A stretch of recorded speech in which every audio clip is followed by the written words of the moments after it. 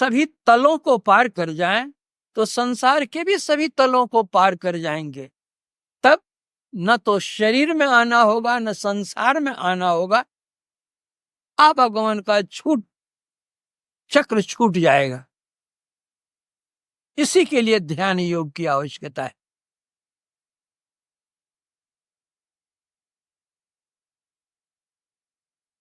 एक संत हुए रघुनाथ दास जी, उन्होंने कहा यह शरीर क्या है? यह शरीर सागर अवगाहा, यही कर नहीं कोई पावत था। अंतर उलट निरेख है जोई, आवागमन मिटावे सोई। संत कबीर साहब ने कहा, कबीर काया समुद्र है, अंत न पावे कोई, मृतक होई के जो रहे, माणिक लावे सोई। किसी ने संत कबीर साहब से पूछ दिया कि आप तो कभी मदरसा गए नहीं पढ़ने के लिए, स्कूल कॉलेज यूनिवर्सिटी कभी गए ही नहीं, और आप इतने बड़े विद्वान कैसे हो गए? तो कबीर साहब ने उत्तर दिया, मैं मरजीवा समुद्र का डुबकी मारी एक, मुट्ठी लाया ज्ञान की जामे वस्तु अनेक। डुबकी मारी समुद्र में, निकसा जाए आकाश, गगन मंडल में घर किया, हीरा पाया दास। कैसी बात? डुबकी मारी समुद्र में और निकसा जाए आकाश। समुद्र में कोई डुबकी मारेगा तो पाताल चला जाएगा और रसातल को जाएगा, लेकिन इनकी डुबकी कैसी है कि समुद्र में डुबकी मारते हैं और आकाश में निकलते हैं। वह कौन सी डुबकी है? यही डुबकी की कला बतलाता है संत मत। यह शरीर क्या है?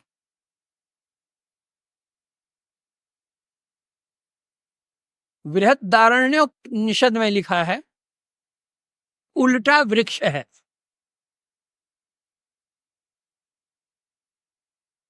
वृक्ष का सिर नीचे होता है और मनुष्य का सिर ऊपर होता है। वृक्ष नीचे से भोजन लेता है और मनुष्य ऊपर से भोजन लेता है। वृक्ष के ऊपर भाग में छिलका होता है, उसके नीचे भाग में उसका गुद्दा होता है, उसके नीचे में लकड़ी होती है।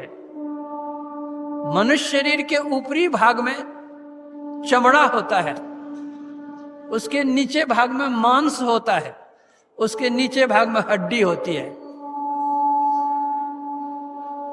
वृक्ष के समूचे शरीर में रस भरा हुआ होता है, मनुष्य के संपूर्ण शरीर में रक्त भरा हुआ होता है। वृक्ष के किसी भाग में आप अस्त्र शस्त्र से आघात कर दीजिए, उससे पानी चूने लगेगा, रस चूने लग जाएगा।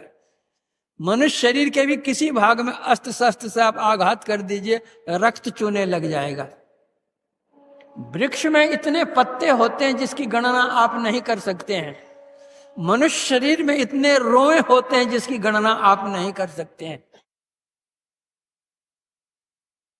जैसे हम सांस लेते हैं और छोड़ते हैं, उसी तरह वृक्ष भी सांस लेता है और छोड़ता है। जैसे हम सुखी और दुखी होते हैं, वृक्ष भी सुखी और दुखी होता है। वृक्ष के नीचे जाकर कोई पखाना कर दे, पेशाब कर दे तो वो दुखी होता है, डाल तोड़ ले दुखी होता है। लेकिन कोई जल डाल दे उसकी जड़ में तो सुखी होता है। हमको भी कोई कटु वचन कहता है तो दुखी हम होते हैं, आदर सत्कार करता है, खिलाता पिलाता तो हम भी सुखी होते हैं।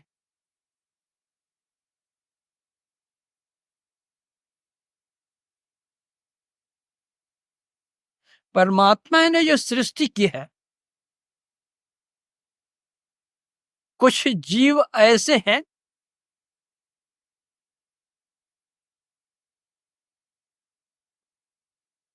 जो ऊर्ध्वमुखी होते हैं, कोई मध्यमुखी होते हैं और कोई अधोमुखी होते हैं। जो वृक्ष है वह अधोमुखी है, वह नीचे से भोजन लेता है। और जो पशु पक्षी हैं वे मध्यमुखी हैं, आमने सामने से इस तरह भोजन लेते हैं। और जो मनुष्य है वह ऊपर से भोजन लेता है, वह ऊर्ध्वमुखी है। इसलिए ऊर्ध्वमुखी होने की कला या ऊर्ध्वमुखी होने का काम मनुष्य से ही हो सकता है, दूसरे शरीर से नहीं हो सकता है। अभी हम लोग बहिर्मुखी हैं, बहिर्मुखी से अंतर्मुखी कैसे होंगे यह संत मत बतलाता है। हमारी 10 इंद्रियां हैं, ये 10 इंद्रियां विषयों में जाती हैं। जब तक हमारी इंद्रियां बहिर्मुखी रहेंगी, 10 इंद्रियों के घाट खुले रहेंगे, तब जो हमारे कर्म होंगे वह 10 मुख रावण का काम होगा।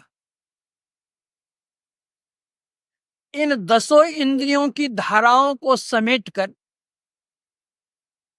इस शरीर रूपी रथ पर जब हम अवस्थित हो जाएंगे, इसके केंद्र में केंद्रित कर सकेंगे अपने को, तब हम दशरथ बन जाएंगे। और जब दशरथ हम बन जाएंगे तो हमारे घर में राम का जन्म होना तो स्वाभाविक ही है। राम का जन्म होगा कहां, दशरथ जी के यहां होना ही है। इन 10 इंद्रियों की धाराओं को हम कैसे समेटेंगे केंद्र में, यह क्रिया संत मत बतलाता है। और जब सिमटाव होगा तभी इसकी ऊर्ध्व गति होगी। जब तक सिमटाव नहीं होगा ऊर्ध्व गति नहीं होगी। रामचरित मानस में इसका एक बहुत सुंदर रूपक दिया गया है। लोग इसको कथा रूप में समझते हैं, लेकिन यह रूपक है। क्या है? मर्यादा पुरुषोत्तम भगवान श्री राम उनके अंग संग साथ छाया की तरह रहने वाले लक्ष्मण जी थे। लंकापुरी में युद्ध होता है, रावण का युद्ध होता है, मेघनाद लक्ष्मण का युद्ध होता है।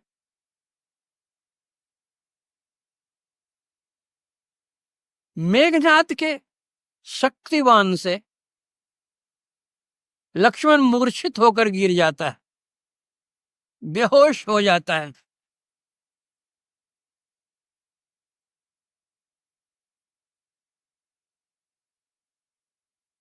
भगवान राम निकट में हैं,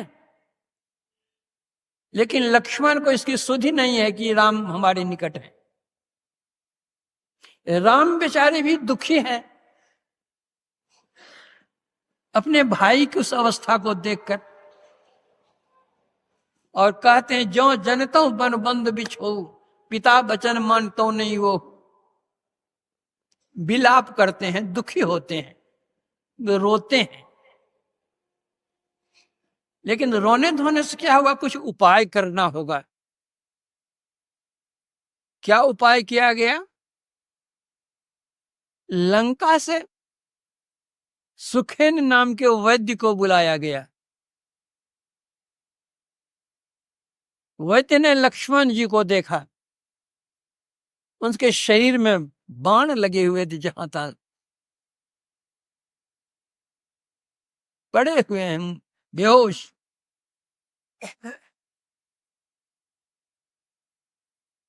सुखेन ने कहा कि जाओ द्रोणागिरी पहाड़ पर औषधि है वहां से ले आओ। और मेघनाथ का जो वह बाण था, इतना तेज बाण था वह, इतनी जलन हो रही थी लक्ष्मण जी के शरीर में, जिससे वे बेचारे बेहोश हो गए थे। और कहीं सूर्योदय हो जाए तो और गर्मी बढ़ जाएगी, लक्ष्मण का प्राणांत हो जाएगा।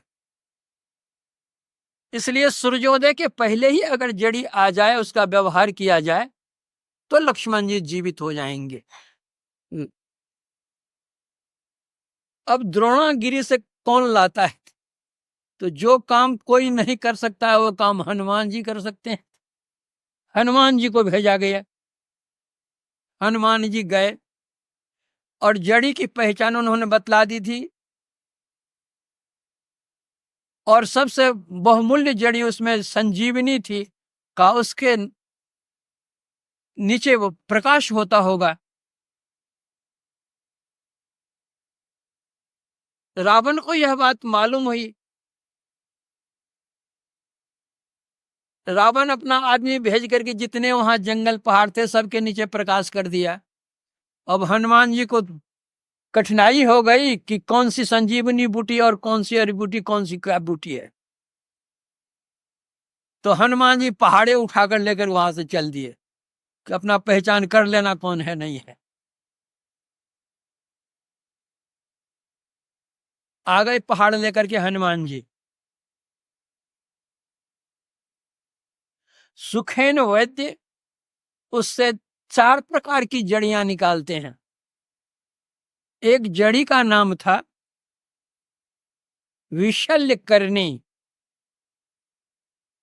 दूसरी जड़ी का नाम था अस्थि संचारिणी, तीसरी जड़ी का नाम था सुवर्ण करणी, और चौथी जड़ी का नाम था संजीवनी। पहली जड़ी जैसे सुंघाई गई लक्ष्मण जी को, उनके शरीर में जितने शल्य लगे और तीर घुसे हुए थे,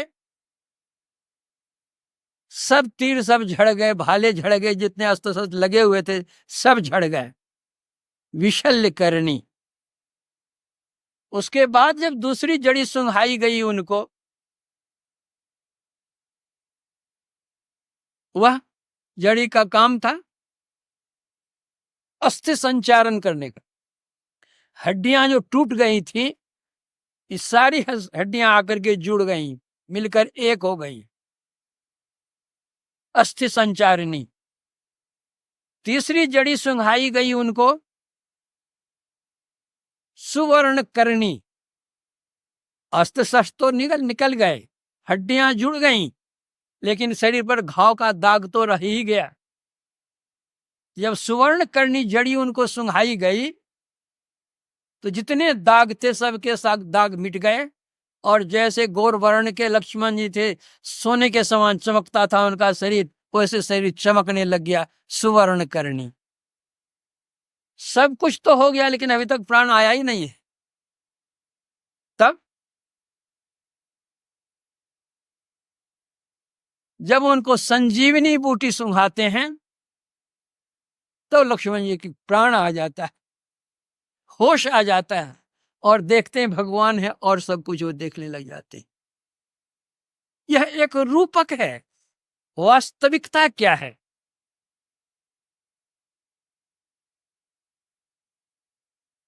हरदम प्रभु रहे संग, कबहु भव दुख न टरे, भव दुख गुरु दे टारी सकल जय जयति करे। राम हमारे साथ हैं, लेकिन यह जीव रूप लक्ष्मण मूर्छित अवस्था में शरीर में पड़ा हुआ है। इसको ज्ञान ही नहीं कि हमारे बगल में राम खड़े हैं, कुछ पता नहीं है।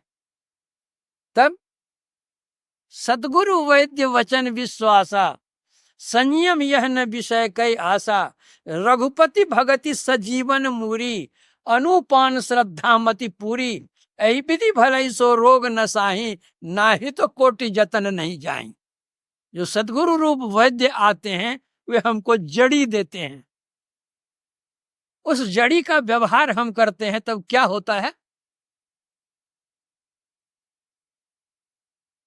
लंका के सुखैन वैद्य ने 4 प्रकार की जड़ियां दी थी। तो संत मत के जो हमारे गुरु हैं वे भी 4 प्रकार की जड़ियां हमको देते हैं। एक जड़ी का नाम है मानस जप, दूसरा का नाम है मानस ध्यान, तीसरा का नाम है दृष्टि साधन और चौथा का नाम है नादानुसंधान।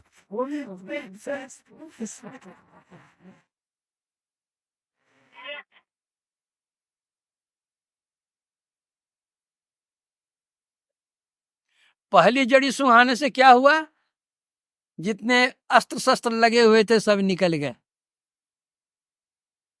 अर्थात पहली क्रिया है मानस जप की। मानस जप क्या है? गुरु जाप जपन साचो तप, बहुत बड़ी तपस्या है। जितने मन के विचार हैं वे सारे विचारों को छोड़ करके, सारे विचारों को हटा करके केवल एक जप में लगाया जाता है।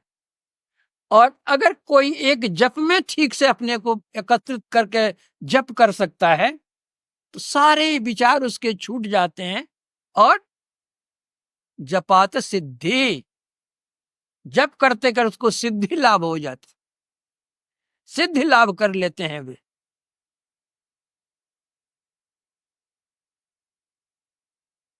यह आरंभिक साधना है।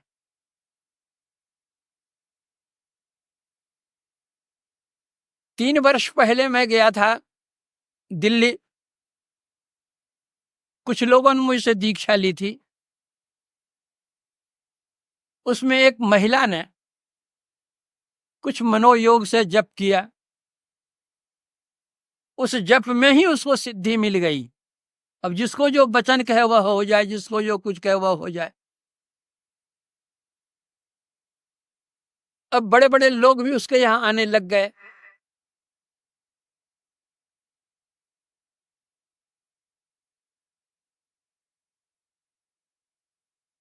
जैसे जैसे लोगों की वृद्धि हुई इसके मन में और कुछ अहंकार भी बढ़ता गया, उतने लोगों से पूजा होने लग गई। दूसरे साल मैं गया दिल्ली तो उसके पति ने आकर मुझसे कहा, करती है, आशीर्वाद देती है, सब कुछ करती है, बोलती चालती बहुत कुछ है, बहुत लोग इकट्ठे होते हैं। तो मैंने कहा उसको मना कर दो, ये सब तमाशा की चीज नहीं है। अरे अभी तो थोड़ा ही है कि जब किया, थोड़ा सा मन एकाग्र हुआ है। मन के सिमटाव में, किसी चीज के सिमटाव में तो बल होता ही है।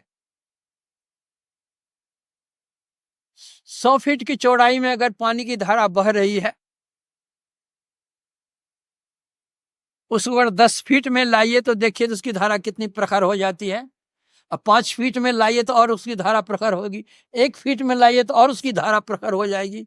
उसी तरह हमारी शक्ति जो बहिर्मुखी हो रही है, जप के द्वारा उसको एकाग्र किया जाता है। एकाग्र मन का सिमटाव होता है कुछ, तो धारा तो जो है चेतन धारा प्रबल होगी।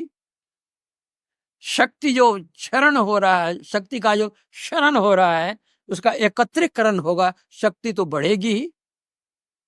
लेकिन उसको मना कर दो, ये सब करना ठीक नहीं है।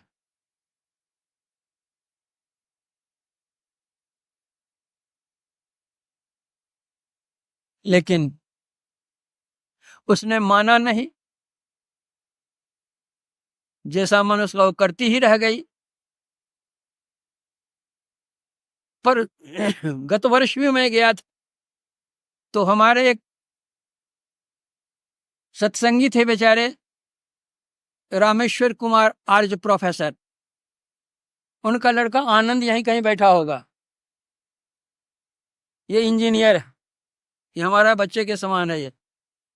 यह भी गया था उसके पास में। तो ये तो सत्संगी का लड़का, बैठ सत्संगी का यह लड़का है, बहुत श्रद्धालु भक्त है। और ऐसा है कि इसका ऑपरेशन हुआ था, बहुत बड़े डॉक्टर ने ऑपरेशन किया था, लेकिन घाव छूट ही नहीं रहता। पस बराबर जाते जाते महीना, 2 महीना, 4 महीना, 6 महीना, साल बीत गए, पस जाना बंद नहीं हुआ। फिर दूसरी बार ऑपरेशन हुआ, फिर भी पस जाना नहीं हुआ, फिर साल 2 साल बीत गए। तीसरी बार फिर ऑपरेशन हार्ट का ही हुआ, फिर पस जाना बंद नहीं हुआ। इनकी माता बड़ी दुखी हुई, उसने मुझको पत्र लिखा कि डॉक्टर कहते हैं अब ये ऑपरेशन होगा वो खतरे से खाली नहीं है,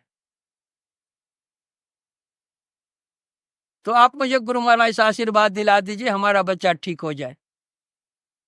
तो संजोग की बात, चिट्ठी डाकिया लेकर के आया हुआ था, गुरु महाराज बैठे हुए थे उनके निकट, नीचे में मैं बैठा हुआ था, गुरु महाराज ऊपर बैठे हुए थे कुर्सी पर। डाकिया ने पत्र दिया, तो गुरु महाराज पूछते हैं कहाँ से पत्र आया है? तो मैंने कहा जो मथुरा से पत्र आया हुआ है। किसने लिखा है? तो मैंने कहा प्रोफेसर आरजी की पत्नी ने लिखा है। गुरु महाराज पूछते हैं क्या लिखा है? तो गुरु महाराज के सामने भाई पत्र फाड़ता हूं, मैं पढ़ता हूं, पढ़ करके सुनाता हूं कि वो जो से आशीर्वाद मांग रही है, बेचारी रो रही है, दुखी है बहुत। गुरु महाराज भी मौज में थे, उन्होंने कहा लिख दीजिए आशीर्वाद।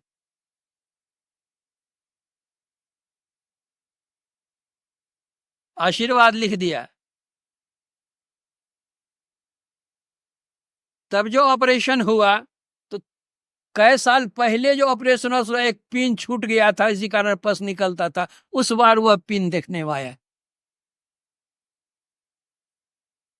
उसके बाद से यह स्वस्थ है लड़का। इसकी श्रद्धा तो बहुत है, इसके मन में हुआ कि जाकर के देखें क्या है।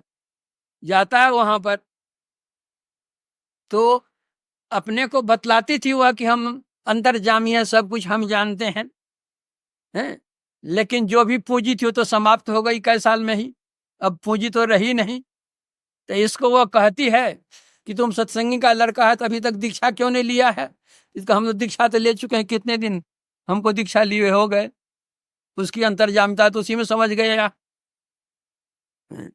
तो कहता तुमको भजन में मन नहीं लगता है? कहा हाँ भजन में तो मन नहीं लगता है। तो क्यों नहीं लगता है भजन में मन? तो वो कहती है कि तुमने मांस खाया है। तो इसने कहा कि जीवन में मैं कोई मांस को छुआ नहीं, देखा नहीं, मैं खाया कब? का होटल जाते नहीं, खाते नहीं, कहाँ हम खाते होटल? जितनी जो पूंजी थी थोड़ी सी, आशीर्वाद देने में सब समाप्त हो गई। ये जप करने से तो हो जाता है आरंभ में कुछ, लेकिन उसकी सुरक्षा करना, अरे धन कमा लेना एक दूसरी बात है, उसकी सुरक्षा जो है वह चाहिए। अब ध्यान करूंगा है? तो जब मानस जब के बाद मानस ध्यान करने लग जाते हैं, वह विशल्य करनी होने लग जाता है, मन के जो विकार हैं वह सब निकलने लग जाते, साफ होने लग जाते हैं। करते करते मानस जब के बाद मानस ध्यान करते करते वे सब विकार निकलते हैं। होता क्या है, जितने नाम हमारे दिमाग में हैं, जब हम नाम जप करते हैं सब नाम छूट करके केवल एक नाम पर आते हैं, इष्ट नाम पर। जितने रूप हैं, जितने रूप हमारे दिमाग में अटे हुए हैं, जितने रूपों को हमने देखा है, सब रूपों को छोड़ करके केवल एक मानस ध्यान पर आते हैं, केवल एक रूप पर आते हैं। भगवान कृष्ण ने कहा था उद्धव जी से कि पहले तुम हमारे संपूर्ण शरीर का ध्यान करो, फिर हमारे मुस्कान युक्त मुख का ध्यान करो, और फिर उसको भी छोड़ करके तुम शून्य में ध्यान करो। यह मानस ध्यान करने से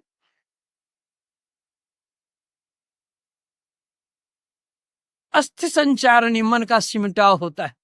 मानस जब से तो निकल गए, अब मानस ध्यान से अस्थि संचारणी का काम होता है, मन सिमटाव का काम हो रहा है। लेकिन पूर्ण सिमटाव इसमें भी नहीं होता। पूर्ण सिमटाव के लिए दृष्टि योग की क्रिया करनी पड़ती है, दृष्टि की धारों को मिलाकर के एक करना पड़ता है। युग दृष्टि की एक तीक्ष्ण नोक से चीर तेजस बिंदुरे, सुनो अंदर नाद ही लखो सूर्य तारे इंदुरे। जब कोई दृष्टि साधन की क्रिया करते हैं अभी आप लोग सुन रहे थे जो पाठ हो रहा था, जिसका नाम एकलव्य था, आचार्य द्रोण के पास गया था धनुर्विद्या सीखने के लिए, लेकिन आचार्य द्रोण ने धनुर्विद्या नहीं सिखलाई। उन्होंने कहा कि मैं राजपुत्रों को सिखलाता हूं। वहां से निराश होकर के लौट आया बेचारा। कोलभील आदिवासी तो जंगल किनारे रहते ही, जंगल में रहते ही हैं। आ गया बेचारा लौट करके, लेकिन हतोत्साह नहीं हुआ।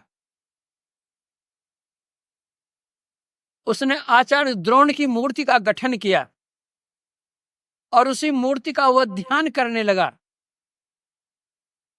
ध्यान करते करते जैसे जैसे उसको संकेत मिलता गया,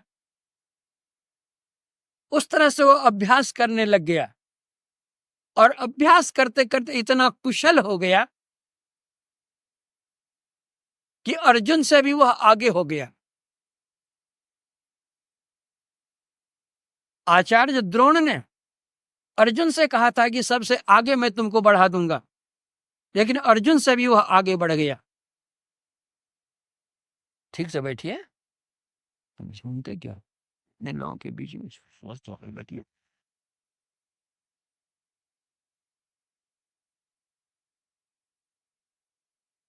पांचों पांडवों को साथ लेकर एक दिन आचार्य द्रोण जंगल घूमने के लिए गए और वह एकलव्य बैठ करके ध्यान कर रहा था। पांचों पांडवों के साथ में आचार्य द्रोण तो थे ही, एक कुत्ता भी साथ लग गया था। तो कुत्ते की आदत होती है कि कभी साथ साथ रहता है, कभी आगे चला जाता है, कभी पीछे चला आता है। तो कुत्ता आगे हो गया जंगल में। तो जहां एकलव्य बैठ करके ध्यान कर रहा था, वो देखने में काला कलूटा था, तो कुत्ता भूंकने लग गया। जैसे भूंकने लग गया, अभी बेचारा ध्यान में बैठा ही था कि उसका ध्यान भंग हो गया। देखता है कुत्ता भूं भूं कर रहा है। तरकस से बाण निकाल करके इतने बाण उन्होंने उसके मुंह में भर दिए कि कुत्ता का मुंह ही तरकस बन गया। मुंह उसका बंद हो गया, वह आवाज नहीं निकल सकती थी। लेकिन तीर मारने की कला यह थी कि उतने तीर उसके मुंह में गए, लेकिन एक बूंद रक्त नहीं गिरा। क्या कला थी तीर मारने की! मुंह बंद हो गया और बेचारा कुत्ता लौट गया। लौटता है तो देखता है, देखते तो सब हैं, लेकिन अर्जुन देखते हैं तो अवाक हो जाते हैं और आचार्य द्रोण से पूछते हैं कि गुरुदेव, आपने तो कहा था कि सबसे धनुर्विद्या में आप मुझे आगे बढ़ाएंगे, और मुझसे भी बढ़ा हुआ ये कौन है जिसने इस तरह तीर कुत्ते के मुंह में डाला और एक बूंद कहीं खून निकला हुआ नहीं है? आप किनको यह विद्या आपने सिखलाई? आचार्य द्रोण ने कहा कि चलो आगे पता चलेगा। जाते जाते जाते देखते हैं तो फिर वो बैठ गया था ध्यान करने के लिए। तो फिर जो आहट हुई लोगों की, तो फिर वो आंखें खोलता है बेचारा, तो देखता है आचार्य द्रोण है, पांचों भाई पांडव है। तो आचार्य द्रोण के चरणों पर वो गिर जाता है, प्रणाम करता है। आचार्य द्रोण पूछते हैं कि कुत्ते को इसने किसने किया है ऐसा? एकलव्य कहता आपके शिष्य ने। मेरा शिष्य यहाँ कौन? ये आपका शिष्य है। बोले तुमको तो मैंने विद्या नहीं सिखलाई। उनका मैं आपके पास गया था धनुर्विद्या सीखने के लिए, लेकिन आपने धनुर्विद्या सिखलाई नहीं। लेकिन मैंने आपकी मूर्ति का गठन किया, इसी मूर्ति का मैं ध्यान करता हूँ। जैसा जैसा संकेत मिलता है उसी तरह मैं सरसंधान करता हूँ और आज इस स्थिति पर आया हूँ।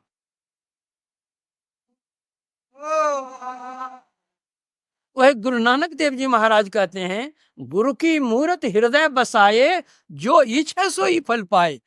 एकलव्य की इच्छा थी धनुर्विद्या में कुशल हो जाने की, वो उसमें कुशल हो गया। गुरु गुरु गुरु कल्प विटप, वो तो कल्प वृक्ष है। जो कामना करो इच्छा पूरी होगी, लेकिन कामना पवित्र रखो, बहुत अच्छा है। तो यह मानस ध्यान के द्वारा अस्थि संचारणी का काम होता है। अब दृष्टि योग से क्या होता है? दृष्टि एकाग्र होने से पूर्ण सिमटाव होता है, पूर्ण सिमटाव से ऊर्ध्व गति होती है, ऊर्ध्व गति से आवरण भेदन होता है और वह स्थूल मंडल को पार कर जाता है। स्थूल मंडल का ही रूप अंधकार है। स्थूल संसार तो घोर अंधार है, सूक्ष्म में ज्योति कारण में ध्वनि धार है। वर्ग त्रय पर परम पद है निःशब्द में, असाधनाओं का भी हद है निःशब्द में। तो जब स्थूल से सूक्ष्म में जाता है, तमसोमा ज्योतिर्गमय हो जाता है, अंधकार से वह प्रकाश में जाता है, तो वह प्रकाश क्या है? सुवर्ण करनी, सोने के समान वह देह है, चमकता हुआ। केवल प्रकाश ही है। हमारे गुरु महाराज क्या कहते हैं?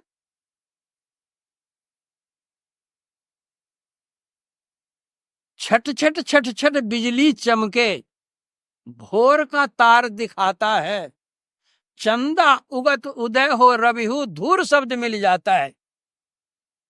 जब कोई साधक साधना करते हैं, नीली पीली लाल सफेदी स्याही सन्मुख आता है, तब छट छट छट छट बिजली चमके भोर का तार दिखाता है। हम लोगों का शरीर यह 5 तत्वों से बना हुआ है। 5 तत्व, मिट्टी, जल, अग्नि, वायु और आकाश। इन 5 तत्वों के 5 रंग सामने में आते हैं साधक के।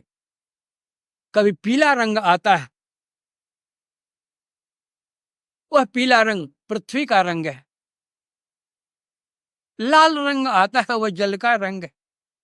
अग्नि का रंग काला है, वह काला रंग कभी आता है।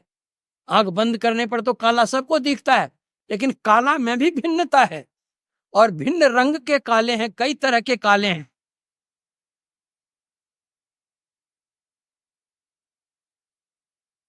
फिर वायु का रंग हरा है, कभी हरा रंग भी आता है, कभी साफ रंग आसमान का आता है। ये 5 तत्वों के 5 रंग देखने में आते हैं।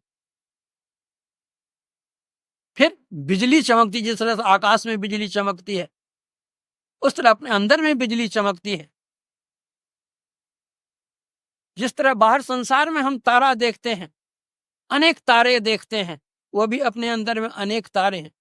जितने ब्रह्मांड में आप जो कुछ देखते हैं, सारे के सारे अपने अंदर में बड़े पड़े हुए हैं। तद्दर्शने, उपनिषद में लिखा है, तद्दर्शने तीसरो मुहूर्तय अमा प्रतिपत पूर्णिमा चेति। उपनिषद में आया है कि जो देखने की कला है वो 3 तरह से देखते हैं। अमा दृष्टि से देखते हैं, प्रतिपदा दृष्टि से देखते हैं और पूर्णिमा दृष्टि से देखते हैं। आंखें बंद करके देखते हैं, वो अमा दृष्टि है। आधी आंख खुली होती है, आधी आंख बंद होती है, वह प्रतिपदा दृष्टि है। इसको शांभवी मुद्रा भी कहते हैं। और पूरी आंख खोल करके देखते हैं, इसको वैष्णवी मुद्रा कहते हैं। यह पूर्णिमा दृष्टि है। प्रतिपदा दृष्टि में और पूर्णिमा दृष्टि में आंखों में कष्ट होते हैं, किंतु अमा दृष्टि में आंखों में किसी प्रकार का कष्ट नहीं होता। भगवान बुद्ध की मूर्ति को देखिए, भगवान महावीर की मूर्ति को देखिए, आंखें बंद हैं। व्यास देव जी की मूर्ति चाहे चित्र देखिए, आंखें बंद हैं। राजा परीक्षित ने जिस शमीक मुनि के गले में सर्प डाला था, देखिए आंखें बंद। यह सरल है, सुगम है, सहज है और सबके लिए सुख साध्य है, निरापद है। कोई इसमें आपद का प्रश्न नहीं है। यह दृष्टि योग की क्रिया है। यह वेद पढ़िए आप, उपनिषद पढ़िए आप, संतों की वाणियां पढ़िए आप, सब में ये बातें भरी पड़ी। गगन मंडल के बीच में तहमा झलके नूर, निगुरा महल न पावई पहुंचेगा गुरुपुर। कबीर कमल प्रकाशिया उगा निर्मल सूर, रैन अंधेरी मिट गई बाजे अनहद तूर। तो सूर्य भी उदय होता है, सूरज भी उदय होता है। और अपने अंदर में अनहद नाद की ध्वनि भी होती।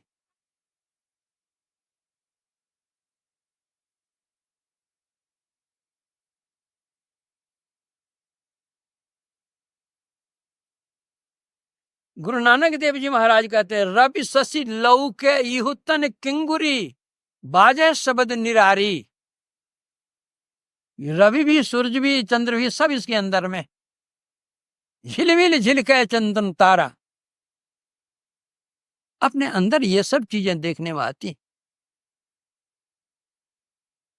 जब हम वैदिक धर्म को छोड़ अन्य धर्मों के ग्रंथों को पढ़ते हैं तो अन्य धर्मों के ग्रंथों में भी ये बातें हैं। आप बाइबल पढ़िए, गीता के 6ठे अध्याय में भगवान श्री कृष्ण ने अर्जुन को दृष्टि योग की क्रिया बतलाई है। और बाइबल के 6ठे अध्याय में आप पढ़िए, उसमें लिखा है यदि तेरी आंख एक हो तो तेरा सारा शरीर उजियाला होगा, और यदि तेरी आंख बुरी है तो देखो तुम्हारे अंदर अंधकार का कितना बड़ा साम्राज्य।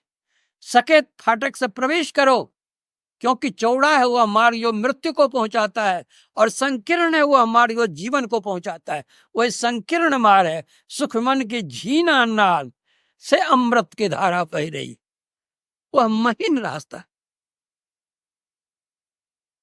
कितना महीन है।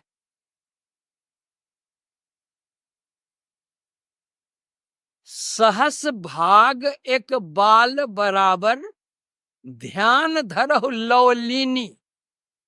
यही मग सूरत सरक जब जावे, ज्योति झकाझक कीनी। एक बाल को 1000 भाग कीजिए, कल्पना कीजिए वो कितना सूक्ष्म होगा। उस पर अगर आपकी दृष्टि टिक जाती है तो सूरत आगे सरक जाती है, आगे बढ़ जाती है, और ज्योति झकाझक कीनी, अंदर प्रकाश हो जाएगा। वो अंदर ही नहीं प्रकाश होगा, वो आपका जीवन प्रकाश में होगा, आपका भविष्य उज्जवल हो जाएगा। यह दृष्टि योग की साधना है। जिस तरह आप बाइबल में पढ़ेंगे, आप अगर कुरान शरीफ पढ़ें तो कुरान शरीफ में भी यह बात आई है। इब्राहिम ने अपने पिता आगर से कहा कि तुम मुशरिक हो, मुशरिक के गिरोह में मैंने सम्मिलित होऊंगा। मुशरिक कहते हैं बहुदेव उपासी। तुम बहुदेव उपासी हो, मैं तुम्हारे गिरोह में शामिल नहीं होऊंगा। अल्लाह ने कहा तुम मुझको इस तरह नहीं देख सकते। अब क्या देखता है इब्राहिम? देखते देखते इब्राहिम के सामने काला पहाड़ आता है। उस पहाड़ को इब्राहिम देखने लगा।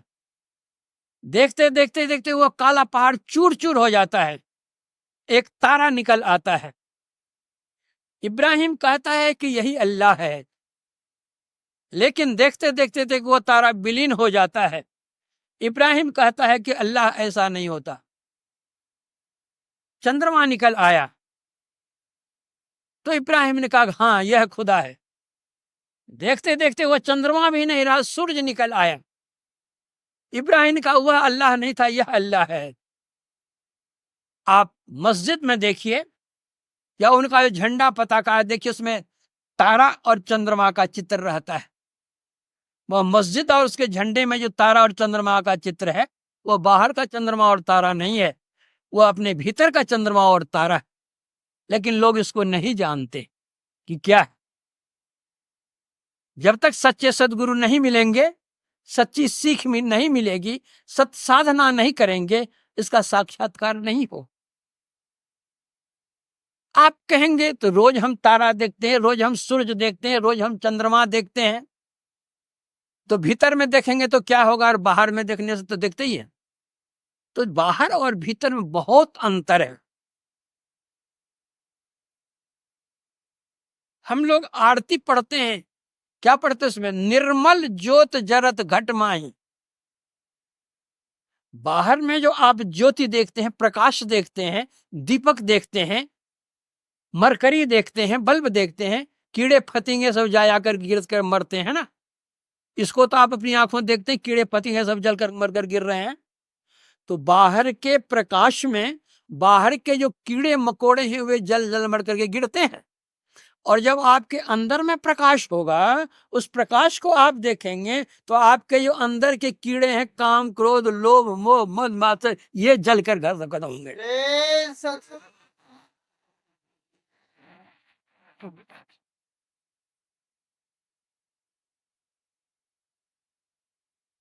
उपनिषद में लिखा है, मैत्रेय उपनिषद में, हृदयाकाशे चिदादित्य सदा भासति भासति नास्तमेति न चोदेति कथम संध्यामुपास्महे।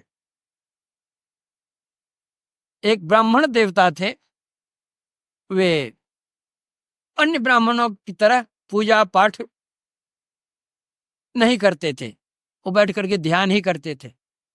तो उनकी पत्नी जब जाती थी अड़ोसिन पड़ोसिन से भेंट करने, सखी सहेली से, उसके साथ अड़ोसिन पड़ोसिन कहती तुम्हारा पति ब्राह्मण नहीं, वो तो शूद्र है। हम लोगों के पति देखो समय पर पूजा पाठ गायत्री जप तप पूजा अक्षत ये सब करते हैं, तुम्हारे पति तो कुछ करते नहीं, चुपचाप बैठे रहते हैं। तो वो आकर अपने पति से कहती कि पड़ोसिन हमारी सखी सहेली इस तरह कहती हैं, आप कुछ करते नहीं है, अभी पूजा पाठ कुछ कीजिए। तो मुस्कुरा देते बेचारे, कुछ बोलते नहीं। लेकिन बारंबार बारंबार कई बार जो उनकी पत्नी ने कहा, तो उसने कहा देवी तू नहीं जानती है मैं क्या करता हूं। अरे संध्या किसको कहते हैं? संधि शब्द से संध्या शब्द बना है। वैदिक धर्म में त्रिकाल संध्या है। इस्लाम धर्म में पंचवक्ती नमाज अदा करते हैं वे लोग। तो त्रिकाल संध्या क्या है? संधि से संध्या, रात का अंत होता है और दिन का आरंभ होता है, वह संधि काल एक संध्या है। दिन का अंत होता है, रात का आरंभ होता है, वह एक दूसरी संध्या है। पूर्वाह्न का अंत होता है और अपराह्न का आरंभ होता है, यह एक संध्या है। ये तीन संध्या है। हमारे गुरुदेव कहते हैं गंग जमुन सरस्वती संगम पर संध्या करो नित भाई, नित्य संध्या करो। तो हम ध्यान में बैठते हैं तो सूर्य उगा ही रहता है, न कभी डूबता है न कभी उगता है, बराबर रहता है। तो हम क्या संध्या करेंगे?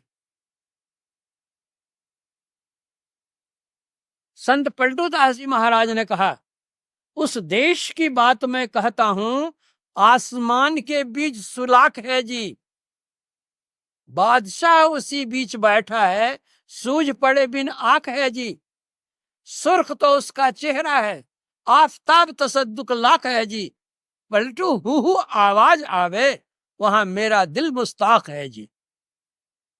ये पलटू दास जी महाराज कहते हैं कि आसमान के बीच सुलाख है, छेद है, उससे देखो। वह जो सूर्य है वह कैसा सूर्य है? आफताब तसद्दुक लाख है जी। एक सूर्य का प्रकाश जितना तुम देखते हो, उस सूर्य का प्रकाश जो लाखों सूर्य के समान प्रकाशमान वह सूर्य। हम लोग रोज आरती पढ़ते हैं, कोटि भान छवि तेज उजाली, करोड़ों सूर्य के समान वह प्रकाश है। हमारे गुरुदेव इस संबंध में क्या कहते हैं? जा सम्मुख या सूर्य अमित अंधार है, ऐसो सूर्य महान चंद हद पार है। अंतर में जो प्रकाशमय सूर्य है, उस सूर्य के सामने ही बाहर सूर्य जो है अंधकार है, कुछ भी इसका प्रकाश नहीं है। अपने अंदर का सूर्य जितना प्रकाश होता है, इससे क्या है? विकार मरते, मन पवित्र होता है। बादशाह सिकंदर थे, उनके अस्तबल में एक घोड़ा बंधा हुआ था, बहुत मजबूत घोड़ा, तगड़ा। उस घोड़े पर कोई नहीं चढ़ता था। सिकंदर एक दिन निकला, देखा अस्तबल में घोड़ा बड़ा मजबूत सुंदर बंधा हुआ है। जो साइस था उससे पूछा कि इस घोड़े पर कौन चढ़ता है? साइस ने कहा इस घोड़े पर कोई नहीं चढ़ता है। कहा क्यों नहीं चढ़ता है? कहा जो कोई चढ़ता है उछाल देता है और गिर जाता है, किसी की हड्डी टूटती है, किसी कपाट फूटता है, किसी कुछ हो जाता है, इसलिए कोई इस घोड़े पर चढ़ते नहीं है। सिकंदर ने उस घोड़े को अच्छी तरह देखा भाला, समझा बुझा और कहा कल सूर्योदय के समय इस घोड़े को कसकर मेरे सामने लाना। सूर्योदय हुआ, घोड़ा कस करके सामने लाया सिकंदर के। सिकंदर परख गया घोड़े की गति को। सिकंदर अपनी छाया को देख, घोड़ा अपनी छाया को देख करके भड़कता था। तो सूर्योदय जैसे हुआ, घोड़े को पूरा मुंह कर दिया, छाया उसकी पश्चिम चली गई, घोड़ा अब छाया नहीं देख रहा है। दौड़ाते दौड़ाते पूरब खूब दूर तक ले गया। चलते चलते चलते घोड़ा थक गया, बेचारा पसीना पसीना हो गया। कभी चला तो था नहीं, दौड़ा था नहीं, दौड़ाया खूब सिकंदर ने, थक गया। वहां घोड़े को बांध दिया, उसको भी खाने के लिए दिया, अपने भी खाया पिया, आराम किया। जब सूर्य पश्चिम की ओर हुआ तो फिर घोड़े को मुड़ाया, फिर उसकी छाया चली गई पश्चिम की ओर से पूरब की ओर। पश्चिम मुंह घोड़ा दौड़ा, छाया दिखती नहीं है, घोड़ा शांत हो गया। मतलब कहने का क्या हुआ, सिकंदर का जो घोड़ा था वह छाया देख करके भड़कता था, लेकिन सूर्य की ओर उसका रुख कर देने से समाप्त हो गया, अब नहीं भड़कता है। उसी तरह हम लोगों का मनरूपी जो घोड़ा है, जो विषयों में दौड़ता है, माया की ओर जो दौड़ता है, इसको भी सूर्य का मुंह अगर कर दें तो यह भी भड़कन इसकी समाप्त हो जाएगी।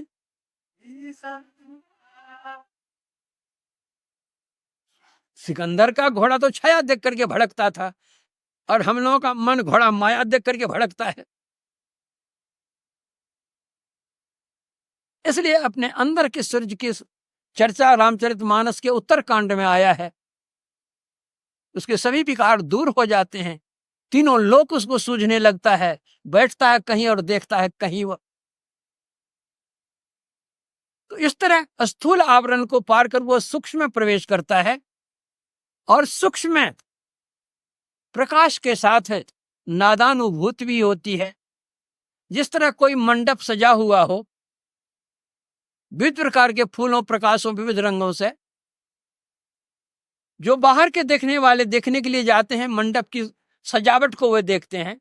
उसी मंडप पर जब नृत्य गान होने लग जाता है तब जो वहां का दृश्य है वह गौण पड़ जाता है और नृत्य गान में उसका मन लग जाता है। उसी तरह साधक जब अपने अंदर में प्रवेश करते हैं, पहले विविध प्रकार के प्रकाशों को देख करके उसमें मुग्ध हो जाते हैं, लेकिन वहां जब ध्वनि होने लगती है, पांचों नौबत बाजती हो 36 राग। अरे आदमी जो बजाता है, आदमी जो गाता है, उसी को सुनकर तुम्हारा मन लुभ जाता है, सुनने में मन उसी लग जाता है। जो आदमी का बनाया हुआ बाजा है और जो आदमी का गला है, उस गले की आवाज और बाजे गाजे की आवाज सुनकर के हम मुग्ध हो जाते हैं। लेकिन जो भगवान का स्वयं बनाया हुआ बाजा है और भगवान के गले की आवाज है, वह कैसी आवाज होगी? तब हमारा मन कैसा लगेगा? तो यह प्रकाश गौण पड़ जाता है, शब्द की प्रमुखता होती है और वहां शब्द भी पहले विविध प्रकार के होते हैं। हमारे गुरुदेव कहते हैं, बजती हैं 5 नौबतें, सुनी एक एक को, प्रति एक पे चढ़ जाए के निज ना खोजना। 5 नौबतें बजती हैं अपने अंदर में।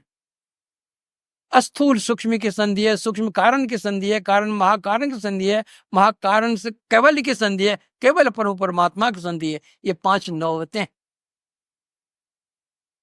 स्थूल से हम सूक्ष्म में प्रवेश करते हैं, वहां जो नाद हम पकड़ते हैं, स्थूल जगत पार हो जाता है। स्थूल शरीर पार करने का मतलब स्थूल से सूक्ष्म में चले गए, स्थूल जगत पार हो गया, स्थूल शरीर पार हो गया।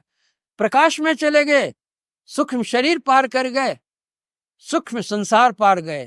कारण शब्द को पकड़ते हुए चलते हैं, वह कारण संसार को पार करते हैं अनहद ध्वनियों को सुनते हुए। फिर ये कारण शरीर जो हमारा, उसको पार करते हैं। फिर जब सार शब्द पढ़ते हैं, जो जड़ात्मक आवरण हैं वे सारे आवरण झड़ जाते हैं, चैतन्य अवस्था में अपने स्वरूप का ज्ञान हो जाता है, वो केवल अवस्था में पहुंच जाते हैं हम। अपने स्वरूप का ज्ञान होता है, फिर परमात्मा के स्वरूप का ज्ञान होता है। जब तक अपने स्वरूप का ज्ञान नहीं होगा, परमात्मा के स्वरूप का ज्ञान नहीं होगा। जानते हैं कि हम हैं, लेकिन हम कौन है इसका ज्ञान प्रत्यक्ष नहीं होता। आमी आमी कोरी बुझते न पारी, के आमी আমাতে আছে কি রতন। কোন শক্তি বলে বেড়াই চলে, কারে ভাবে ভাবে হয় দেহ অচেতন। তেই মাঝে আছে প্রাণের সঞ্চার, তাহাতেই বলি আমি বা আমার। প্রাণ গেলে চলে হবে সবাকার, केवा कार कोथा रोबे धन जन। जब जड़ावरण पार कर जाते हैं, तन अवस्था में अवस्थित हो जाते हैं, अपने स्वरूप को जानते हैं, फिर परमात्मा के स्वरूप पे जानते हैं। इस प्रकार जड़ आवरण झड़ जाते हैं। चैतन्य भी एक आवरण है। हमारे गुरुदेव कहा करते थे, अलमारी हो उसमें कुछ खो बाकी हुआ चीज दिखती है, लेकिन उसको पकड़ तो नहीं सकते हो क्योंकि शीशा लगा हुआ है। वह शीशा भी अगर हट जाए तो तुम्हारे और परमात्मा के बीच केवल का एक आवरण है। ध्वनि की साधना, ओम ध्वनि की साधना, गायत्री ध्वनि की साधना, स्फोट ध्वनि की साधना, उद्गीत ध्वनि की साधना जो कोई करते हैं, करते करते वह आवरण भी हट जाता है, शिव और पी भी मिल करके एक हो जाता है। वह तुम वही में ही, प्रश्न पुनि रहते नहीं। जिस तरह नदी जाकर समुद्र में मिल जाती है, फिर उसकी संज्ञा नदी की नहीं रहती है, वह समुद्र ही हो जाती है। उसी तरह जो जीव जाकर परमात्मा से मिल जाता है, वह जीव की संज्ञा नहीं रह करके वो परमात्मा ही हो जाता है। यथा नद्यः संदमाना समुद्रे अस्तंग गच्छन्ति नाम रूपे विहाय, तथा विद्वान नाम रूपादि मुक्तः परात् परं पुरुषमुपैति दिव्यम। जिस तरह निरंतर बहती हुई नदियां अपने नाम रूप को त्याग कर समुद्र में अस्त हो जाती हैं, उसी तरह यह जीव नाम रूप की साधना करते हुए नाम रूप से परे जाकर के अनामी अरूपी परम पुरुष परमात्मा से जा मिल करके एक हो जाते हैं। इस प्रकार फिर उसका इस संसार में आना नहीं होता। जिस तरह जो नदी का जल समुद्र में जाकर मिल गया, वह जल फिर समुद्र में से निकल करके नदी में नहीं आता। उसी तरह जो जीव जाकर परमात्मा से जाकर के मिल जाता है, फिर लौट करके संसार में नहीं आता। जब संसार में नहीं आता तो जन्म मरण का दुख किसको होगा? दैहिक दैविक भौतिक से जो संतप्त होते हैं वह किसको होगा? जो दुख सुख कल जो सुनाया है कि सबको दुख होता है, जब शरीर में आएंगे नहीं दुख किसको होगा? वह परमानंद को जाकर के प्राप्त कर लेगा। आनंदे आनंद बारे प्रतिक्षण क्षंद्रिय थाके शून्यते बंधन रिपु जय परा जय सकली आनंदमय अनुभव मात्र रय আর সব পায় লয় যেমনে জীবনে জীवन থাকে ना। इतना कह करके प्रवचन में विराम देता हूं।